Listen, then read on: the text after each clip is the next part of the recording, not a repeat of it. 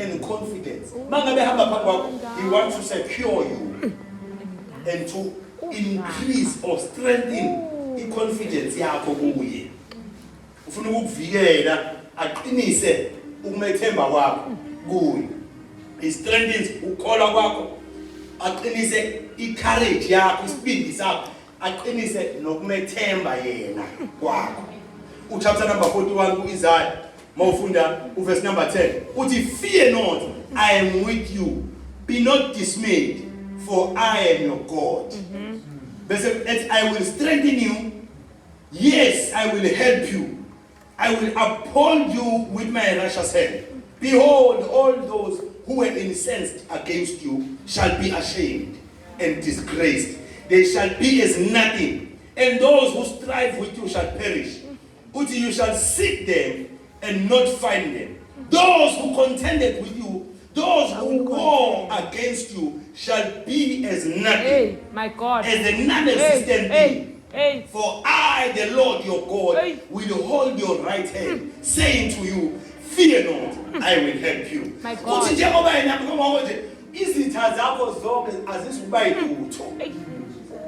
Ngoba ukubamba ngesandla sakho sokunene bese kutshela ukuthi ngiyakusiza. Ufuna ukuba usizo la, uthohlabelela uncedo lwethu. Ngoba he becomes your helper mangabe hamba phambi kwakho ebambe ngesandla sakhe sokunene.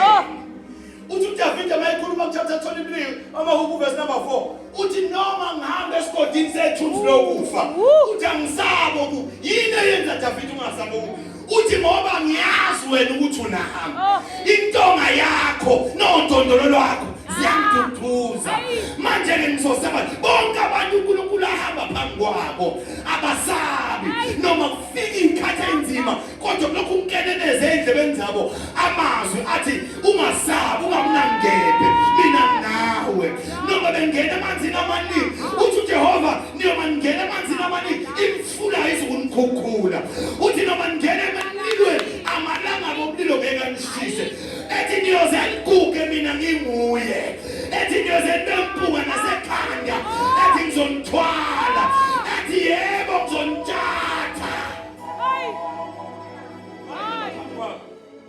uyathwala Hayi. ufuna wena ukuthi uthembele kuye uyakuvikela yena.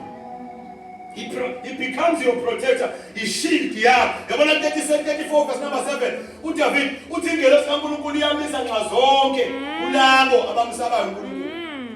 The angel of the Lord, he encamps.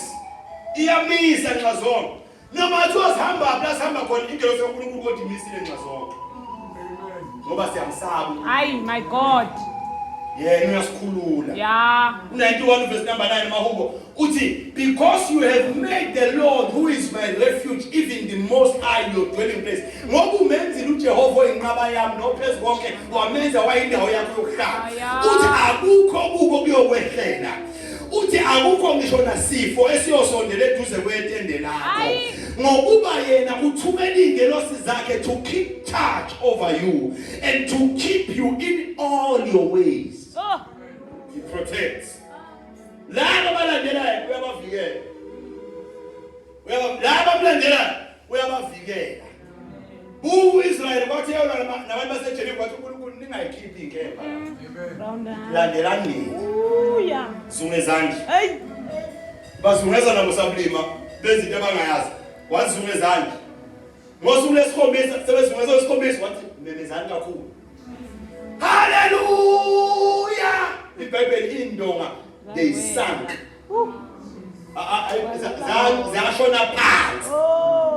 Ayibhidlikanga indonga zeJeriko. Ngoba lithi they sank. Zabisha kwavele kwathamba umhlabathi ngaphansi kwazo wayigwinya. Bangena sebehamba bekhululekile. Ngoba nibalandela uNkulunkulu. Maslandela yena. He protects us. Number 5 verses maslandela yena. He wants to overcome all our obstacles. Ufuna ukusinqobela zonke izinto eziyithiyo zethu ezingasivimbi ukuthi sifinyelele emgomeni asibizela wona uNkulunkulu. sonke njengoba sinama destinies uNkulunkulu asibizele kuwo, sinomgomo kunendawo inkosi esibizele kuwo.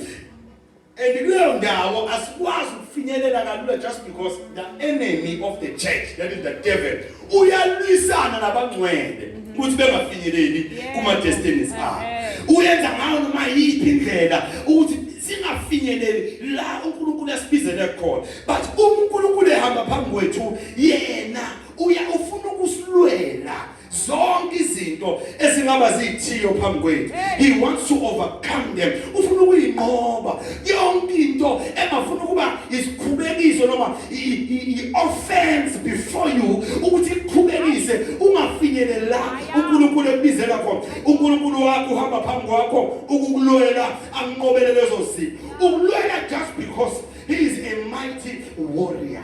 Uyipower lokulwa. He is a mighty warrior. Ungumnini mandla elinye lamagama akhe, umnini mandla onke, umnikazi wawo wonke amandla. Uphethe amandla iBhayibheli ungamandla yena siqu sakhe. He is the owner of the power.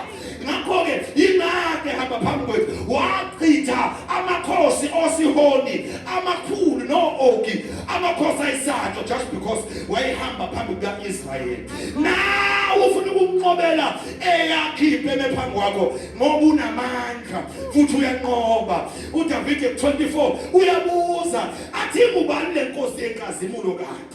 Kube ngathi uyaphendula futhi athi the Lord is strong and mighty. Ethi uJehova unamandla.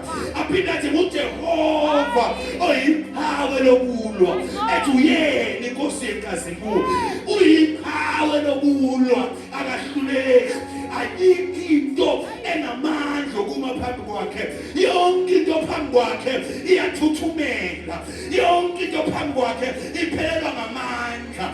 Even umhlaba awunamandla phambi kwakhe. Imvelo yonke phambi kwakhe. Lithi iBhayibheli wake wehlela entabeni yaseSinayi iyathuthumela intaba yaseSinayi iyashuma intuthu ngoba inkazimulo yakhe yehlele kuye. Yena unamandla uyanqoba. Uthi bangabe khuluma inkosi uHezekiya nabantwana bakaIsrayeli ithi hayi musana kumsaba uthande Khariphi noma ngabonakala ngathi uyimpe enkulu. Uthi kodwa laba bantu baphethe nje bona ingalo yenyama. Uthi kodwa thina uJehova uNkulunkulu wethu uyasiza. Uyena olwizimpi zethu awuhambi wedwa njengoba ulama namhlanje. I want to assure you ukuthi uJehova uNkulunkulu wakho uyena osizayo ukulwela izimpi zakho. Mhlawumbe ungene lapho uxakekile namhlanje, but I'm telling you right now ukuthi kunezinto uNkulunkulu aseyisusile already ukuthi awakaboni njengamehlo enyama kodwa uzobona futhi uzokholwa ngoba ukwenze lokhu kuze wazi. uIsaya ku59 uthi bayakulisaba igama likaJehova entshonalanga nenkazimulo yakhe uthi bayoyisaba ekuphumeni kwelanga. Mayisethi when the enemy comes in like a flood la isitha size njengesikhukhula uthi the spirit of the Lord will lift up the standard against him. uJehova uNkulunkulu wethu noma uSathane nganyusa impi kangakanani sinjengomkhumbi kaNoah asitwini imo ibiyanda ila siphakama kakhulu. Imo kwanda impi ila khona siyaphezulu kakhulu. uJehova uphakamisa istandard against our enemies. Unamandla akahluleki. Unamandla ayikho into ewazukuma phambi kwakhe. iBhayibheli lithi amehlo akhe alongoza abalanga bomlilo. Mayeke wabheka ngawo kwenzeka umonakalo. Wake walunguza impi kaFaro esefini.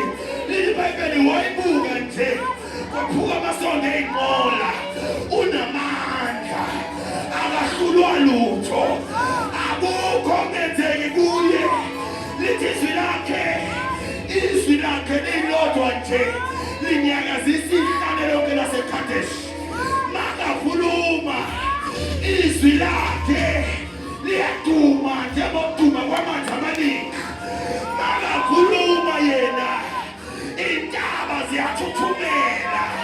Lithi iBhayibheli izwi likaJehova linamandla lidabula amalanga bomlilo. Imithi emithi imsedali yaseLibanoni liyayaphula iwe phansi, liyahluba amahlathi, alivimbeki. Uyena izolo, uyena namhlanje, naphakade nguye.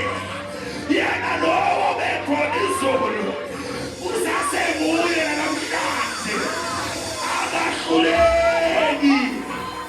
iBhayibheli lithi esandleni sakhe kukhona amandla, esandleni sakhe kukhona igunya, ingalo yakhe igcwele ikhwepha.